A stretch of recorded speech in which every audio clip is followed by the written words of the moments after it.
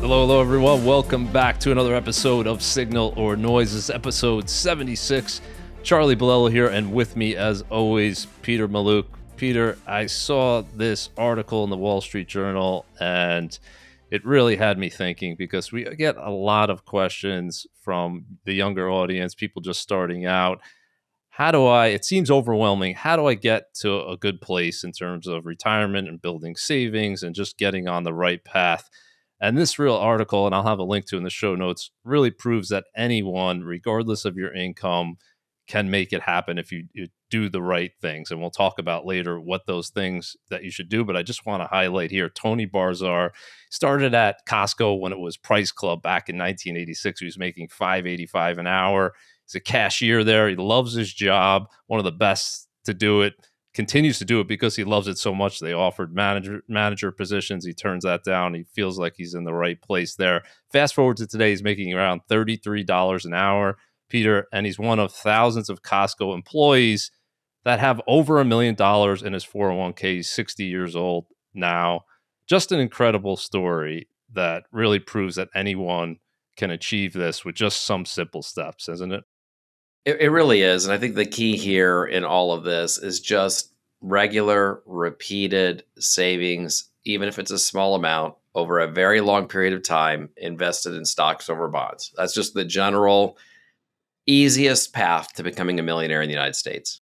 Absolutely. So we're going to talk about those specific steps, how you can, if you're a young person just starting out in your career, how you can be like Tony. He's making $68,000 a year now, never had a huge income and still has a house with a pool, went to Europe a few times and really lived the American dream. So it's really the steps that you take really early on in your career and you continue to do those and you're going to get to a good place near retirement. Let's start out here talking about how to make your first million. And Peter, step number one, cannot say this more often, start as early as you can, even if it's a small amount. Please just start to save something as early as possible. Yeah, I mean, if you are saving even just $5,000 a year, your portfolio grows at 10%, which is the average stock market return. You can see in this chart how insane it is. Like if you start at age 25, you wind up with 2.2 million. If you start at age 35, you wind up with a little over 800,000. If you start at age 50, you wind up with 158,000. If you start at 60, you wind up with about 30,000. I mean, the difference here is incredible. Time is an investor's best friend. You know, when you're young, you go, I don't have any money. When you're older, you've got the money, but you don't have time. The key here is if you're young, find even a small amount that you can put away, and it'll make all the difference. Number two here, making it automatic. And when you do a 401k allocation, people often do it near the start of the year. Peter, they give you the option, put a dollar amount that they'll take out, divide it amongst your paychecks throughout the year, or do a percentage. And I can't say this strongly enough. Please pick a percentage that's close to the dollar amount that you're going to do because of inertia. If you put the dollar amount in and you say, oh, I can save $3,000 this year, that's fine, but you're more likely to just keep staying at that number. If you do a percentage, as your income grows, it'll automatically increase your contribution here. And you could see the huge difference over time that this will make. Yeah, and people don't even notice. That's the key, is just make it a percentage. If you feel it, you have the opportunity to go back and change it. But the reality is very close to 100% of people won't notice. They'll get a raise, the same percentage of a bigger paycheck will be going to the 401k. Makes a very, very big difference. In this example here, so we were talking about earlier, $5,000 a year. If you did that every single year from 25 to 65, you'll have about that 2.2 million number. And if you just do a percentage instead, 10%, it would be the same $5,000. If you have a $50,000 starting salary, you're going to end up with almost 3 million, almost 800,000 more, Peter, just by using a percentage instead of that fixed 5,000 per year. Let's go to number three here, the 401k match. You're a big believer in at least taking advantage of this match, if nothing else, because it's essentially one of the few places, Peter, that you can find in the world where it's free money. If you don't take it, you're essentially giving up free money. Yeah. I mean, if you have an employer that has a 401k plan and they have a match, it basically means that you put money in and they will match some or all of that money up to a certain point. So you put $1 in, they'll give you $1. That in that case, that's 100% match. That's 100% rate of return. There's nothing on earth anyone is going to do for you that's going to get you that kind of return. So one of the things you can do is if you've got a 401k plan, pause the podcast, check, does the 401k plan have a match, and make sure you are at least contributing up to the level where you get 100% of the match, free money. Free money. And here's the difference here. If you don't have a match, it's about 3 million in terms of the growth here. If you have that $50,000 starting salary, 10% growth per year, you're left with almost $900,000 more, Peter, from that match. So please take advantage of it. And like Peter said, go and check it today. Make sure you're maximizing that match so you get every dollar that you're owed there. Number 4 here, use raises to increase your 401k contribution rate. So you get a raise, you're feeling pretty good, Peter. There's a temptation, just leave it alone. You did it. You set that percentage, so you got that part right. But now you have extra money. You could increase that percentage, and I'm just giving you a visual here of what that increase would mean, going from, let's say, a 1%. Let's say you're starting out, you can only contribute 1%. That's all you could afford. This is what it will do over time if you bump that up to 4% versus 7% versus 10%. The difference is enormous, of course, because of the magic of compounding, and compounding that higher savings rate can mean a huge difference when you retire at 65. Yeah, if you're getting raises every year, whether it's every December, every January, every July, whenever it is, put a reminder on your calendar, a repeat reminder where it shows up every year around your raises. And once you get your raise, go increase your 401k contribution until you hit the max. Absolutely. So just do that, redo that budget, and you say, okay, I got an extra $1,000 I can save here. Put that percentage increase up to that amount, and you'll be happy you did so 30, 40 years from now. Let's go to number 5 here. The Roth IRA, probably the single best retirement vehicle out there, Peter. You don't get an initial tax deduction, but every dollar you put in grows tax-free, and the withdrawals on that growth are tax-free as well. Yeah, I mean, this is something that started, was it about a decade ago, Charlie, or maybe it's 20 years. I'm dating myself. It has not been around forever, but when it came into play for many people, it makes sense to use the Roth 401k, where you do not get a deduction today, but you do get to take it out tax-free later. This is something that is a little bit complicated. It's worth a 10-minute conversation with your CPA to make sure you're making, or a financial advisor to make sure you're making the right choice here. Absolutely. I think what you're getting at there is when you're first starting out, you might not be benefiting very much from getting that deduction. So if you did a traditional IRA or a traditional 401k, you get that upfront tax deduction, but you're in a low tax bracket when you're starting out. If you're starting out with a salary of $50,000 per year, it's not helping you very much at all to get that deduction. Much better to forget the tax benefit up front and get that enormous benefit later when you have a huge income and you're withdrawing it and it's gross tax free. So that's the way I put it. If you're further in your career, Peter, and you have a higher tax bracket, it's a different kind of question there. And for a lot of people, I think it makes sense to split the difference at that point because we don't know what future tax rates will be. But if you're just starting out, almost every single time I would say pick the Roth over the traditional. That's right. Almost always it's better to do the Roth IRA. If you have an employer and you have a Roth 401k option, that becomes a little more complicated of a decision. Let's go to number 6 here, the debt. So up until now, we're just talking about saving, and you're going to save as much as you can, but you can't save, Peter, if you have this debt burden, especially a debt burden like credit cards, which is super high interest rates. The math doesn't make sense to keep that going at a 20%. The average credit card interest rate now is over 20%. So what do you advise people? They have a credit card balance, let's say $10,000, and they want to invest also. What should they do first here? I mean, even if you have a credit card that has one of the lowest interest rates that exists, like 10, 11, 12%, you should still be paying that off before you are setting aside money for retirement. That's because the money you set aside for retirement is probably going to grow at 7 to 11%. And if your debt is 12 to 25%, you want to get rid of the debt first. Debt also compounds and can get away from you and cause financial ruin. The only exception to this is the 401k match, where you can get a 100% rate of return on by putting $1 in the 401k plan and having your employer match that. That's the only thing that can beat the paying off high interest credit card debt.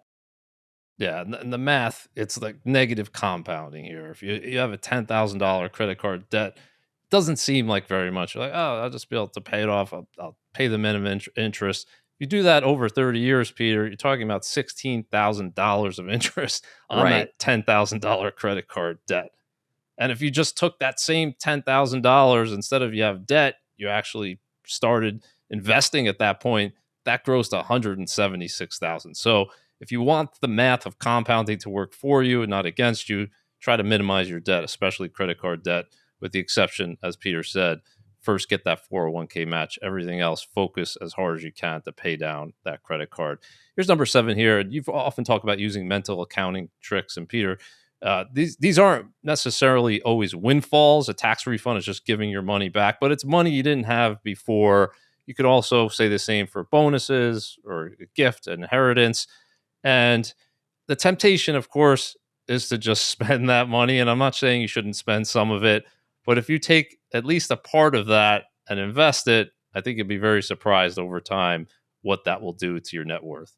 Yeah, but if you got this regular periodic savings and every now and then you get a gift or you get that tax refund or whatever, and you're used to living without that lump sum and you can deploy even part of it, those, especially earlier in life, can make a very big difference to the compounding effect we talked about earlier.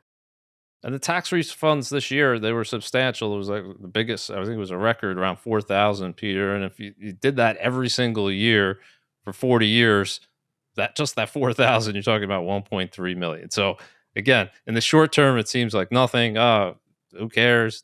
Let me just leave that 4,000 or spend it. But if you invest every single year diligently, some of these refunds or bonuses or gifts that you get, it's going to really add to your net worth at 30, 40 years from now. Let's go to number 8 here. Biggest expense by far for people, Peter, is housing. And you've often talked about buying a house you can afford and then trying to stay there because there's some pretty big switching costs involved in selling a home. And if you're constantly moving every few years, that's going to start to add up. It's going to eat into what you'll have at the end of the day. People really underestimate the cost of switching homes.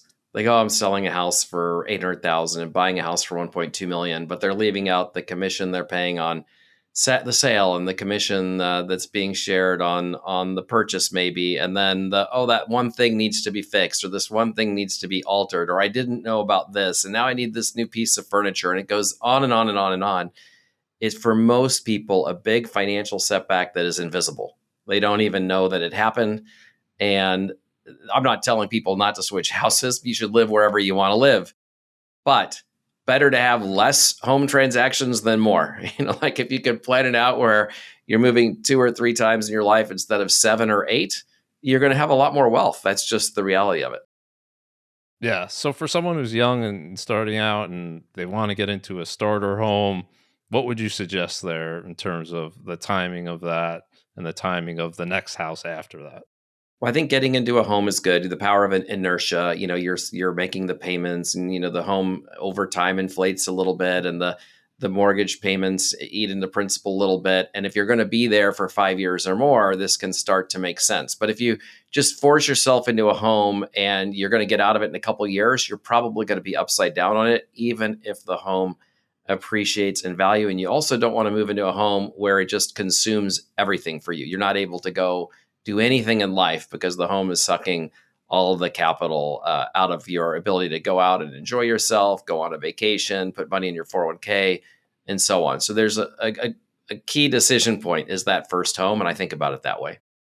Yeah, that's a great point because if it's crowding out everything else, especially all the things we talked about in compounding, relies on you being able to save money. And if you're spending 50, 60% of your income on housing, that's going to leave very little for saving, very little for investing. Let's go to number 9 here.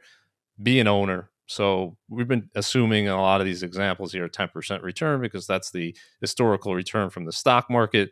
But if you put all your money in bonds or in cash, the math's going to be very different, Peter. Bonds historically have averaged about 5% per year and cash about 3% per year. How important is it for young people, especially, to think about being an owner versus a lender? I mean, you just got to invest in. If you are young, just accept the stock market's going to go down 10% almost every year. It's going to go down 30 to 50 plus percent every 5 years or so. It's going to happen a dozen plus times in your life, those bear markets, hopefully more. And you have to be there. That's the only way you're going to be financially independent. You cannot become financially independent buying bonds that will barely, if at all, stay ahead of inflation. Yeah, and the math in terms of doubling your money here, it's a huge difference. So with stocks, on average, you'll double your money about once every 7 years. Bonds take 16 years. Cash, which we're looking at 3-month treasury bills, 21 years. So huge difference in terms of what you're going to be left with at the end. Yeah. Stocks over bonds over cash. Number 10 here, Peter, everything we've talked about is irrelevant if you don't have your health. You need to think about your health as much as possible. Try to invest in a better health. And not all of this, of course, is within our control. Some of it is, some of it isn't. But there's huge benefits, financial benefits too, to leading a healthy lifestyle. Yes, I think that it's just kind of to the house thing, but times 20. A lot of people don't think about investing in themselves and their health as being a financial decision, but obviously it's a quality of life decision. That's obvious to all of us. And but the bigger piece, besides living a long, healthy, happy life, that people don't think about is the number two thing is it really helps you accumulate wealth. So if you have good health, it really helps with wealth. You're not spending money on all of these things that you need to pay for to maintain your health, on medicine, doctor's visits, all of testing, and so on as often. And you also are not spending as much time away from being productive and doing the things that you enjoy. You're less likely to need what for many Americans is their single biggest contingent potential liability, which is long-term care costs. One in two couples is going to need long-term care at some point in their lives. So you're basically looking at so many factors besides just the obvious benefits of being healthy that can impact your wealth accumulation and maintenance. And not only that, this is something you and I often talk about in our Connect talks, and we usually end with this, is you want to enjoy your wealth, Peter, and you can't enjoy your wealth and you can't enjoy it as much as you should if you don't have Right. your health. That's right. Something as simple as being able to walk will impact a lot of your ability. Walk far will impact a lot of your ability to travel, for example. Yeah, and what you often talk about is planning and thinking about retirement and enjoying that wealth and taking trips, but you or your spouse or whoever you're planning on taking they may not have the health at that point to enjoy the wealth. So you should really think about that as well in creating your plan for how you want to use this money. So it's great to have 2 million, 3 million, 4 million more in your retirement accounts, but just keep in mind that there's a timeline of when you're going to be able to enjoy this wealth, and you should think about that along the way as well. So that's 10 ways to make your first million, Peter. And for many people, it's going to seem daunting if they have nothing and are just starting out. The key is just being diligent, trying to make it automatic, set it and forget it. And over time, it's going to lead to a lot of good things. Wherever you are in the stage of this, at Creative Planning, we're here to help you get to that first million and beyond. Reach out to us today. I'll have a link in the show notes, creativeplanning.com/Charlie. At Creative Planning, we're in all 50 states, and now we're abroad as well. We likely have a location right near you, over 750 billion in assets under management and advisement, and we're here to help. Reach out to us today, creativeplanning.com/Charlie. Peter and I are going to be back on the road for our Connect events this fall. So if you're in one of these areas, please join us. Tampa, Miami, Fort Lauderdale, Chicago, Boston, Philly. Denver and Atlanta, and for clients, Kansas City, the main event in September. Looking forward to all these. Hope to see you there. Peter, great episode. Hope this helps a lot of people out there to know anybody can achieve the millionaire status. It's not impossible, just like Tony Barzar proved. So hope you enjoyed it. Thanks for joining us today on Signal or Noise. If you're watching this on YouTube, hit that subscribe button. We're also available on Apple and Spotify. And Peter and I will see you next time on Signal or Noise.